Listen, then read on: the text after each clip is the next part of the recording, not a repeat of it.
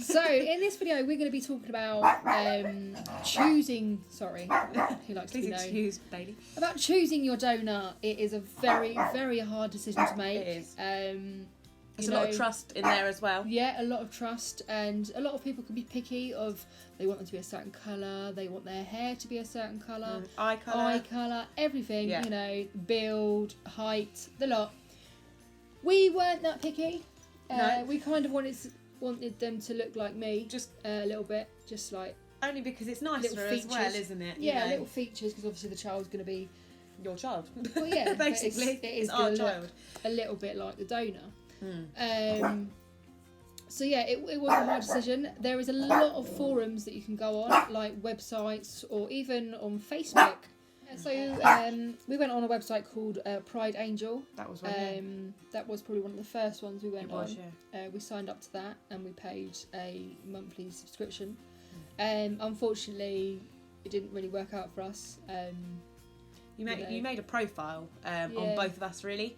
And explained obviously our circumstances, like if we were married, if we were not, etc, etc. And basically people come to you and say, you know, I can help, I can't help, I know someone who can help, whatever.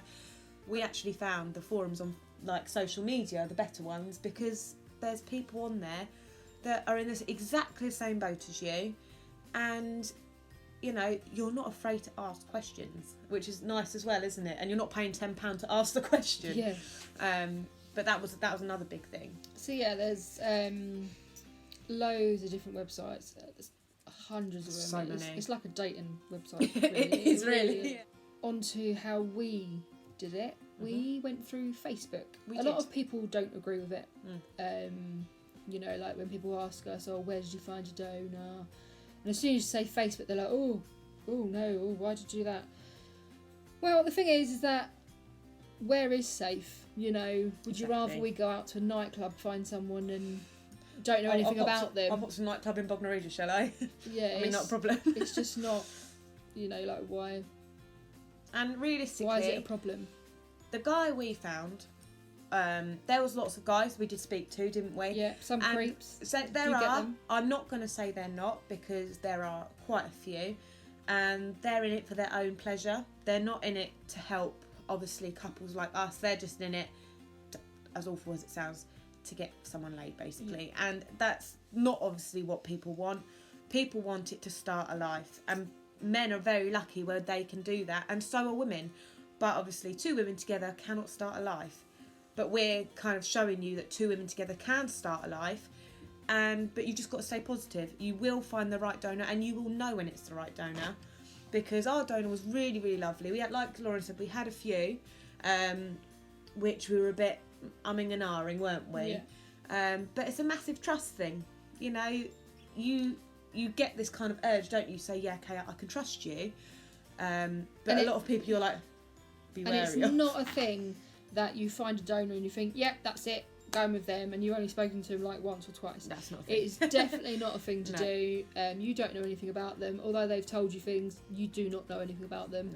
No. The way we did it is we spoke to our donor for around about a year, probably. Yeah, I was going to say a good year before even meeting up with him. You know, we went through questions. We had our own questions that we wanted to ask. But he had questions as well. He had questions, he wanted to ask us, which you need to be open if you feel like that is your donor. Yeah. You need to be able to open up to each other. He wanted to know why we wanted a baby. For the right reasons. Yeah, wanted to know it's for the right reasons, because obviously he doesn't want to give anyone just a baby. Like, if, you know. So yeah, he went through loads of questions. We went through loads of questions. It took us a few months to actually decide that he was the right one. He's the right one, and you know, we're going to stick with him and talk to him and that.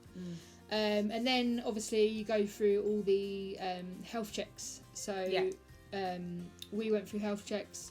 Lots of health checks. Especially Kay, she went through quite a few vigorous health checks, so just to make sure she was all right. The support is there, and even with the doctors as well, the support is there. If you tell them you're trying to conceive, they will offer you, and they will make sure, you know, your body is fit enough and well enough to try and conceive for a baby. Even if they don't agree with the method that you and it's obvious it does work.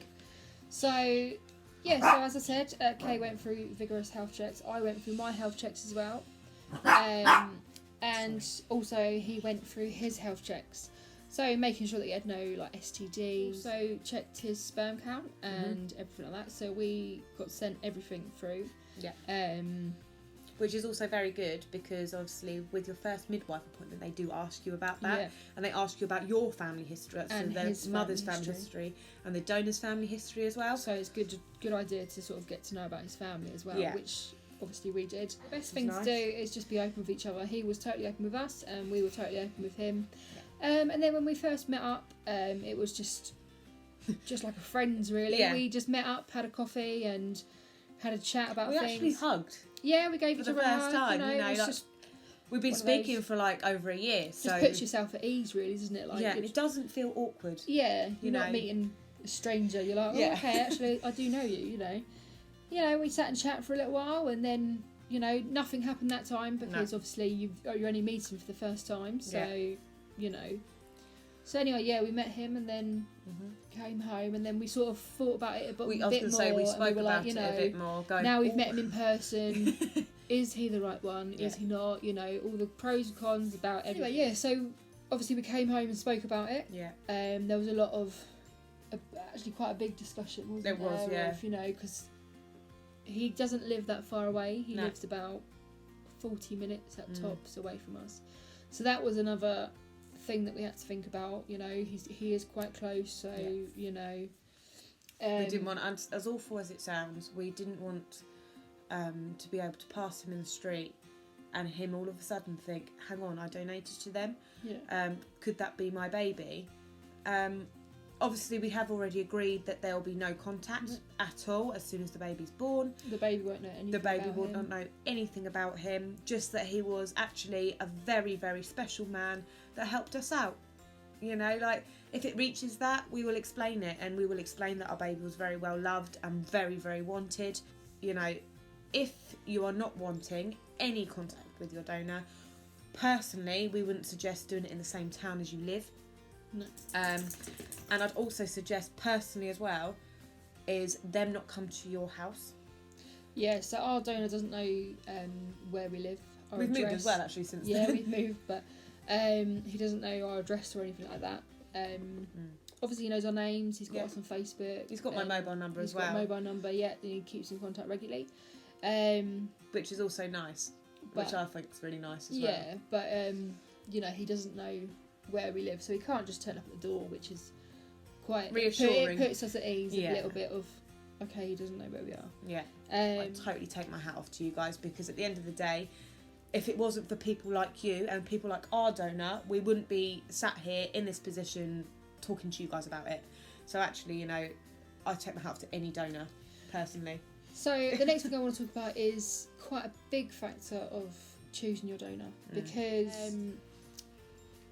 it's about how much they charge. So legally, they are not allowed to charge for their sperm.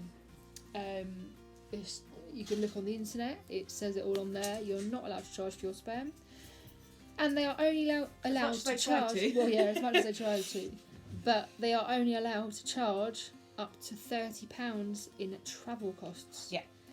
So if they travel to you and they're asking for £100, For a hotel, no, it doesn't happen like that. it doesn't happen. It's £30 maximum.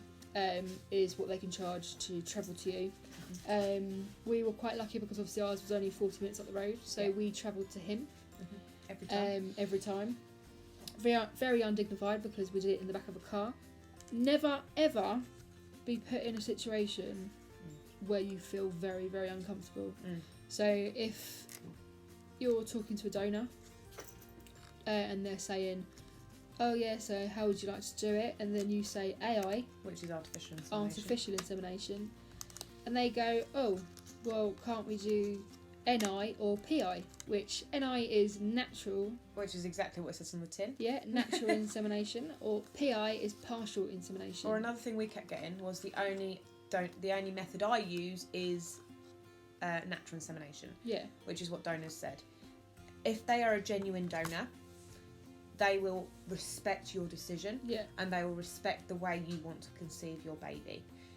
if this is how you can quite quickly tell if they are genuine, because like Lauren said, and like I've just said, you know, if they're happy for you to do any method of donation or receiving the donation, perfect. If they're not, and like Lauren said, you should never ever feel pushed or pressured into a situation, because that's not nice for anybody, you know, and you want this to be a lovely experience, you know. I'm not saying it is all lovely, is it? No. At all, but you want this to be an experience where you can go, actually, yeah, you know, you were loved and you were really wanted, but yeah, just don't be pressured into anything you don't want to do. And that's even down to the meetups. If you all of a sudden get cold feet going, oh my goodness, I'm really worried, don't do it. It will be your body's way of saying, just, okay, it's not the time yet, it's not the time. You just got to be yourself, try and stay as calm as possible. And you know, it does help if you meet them first.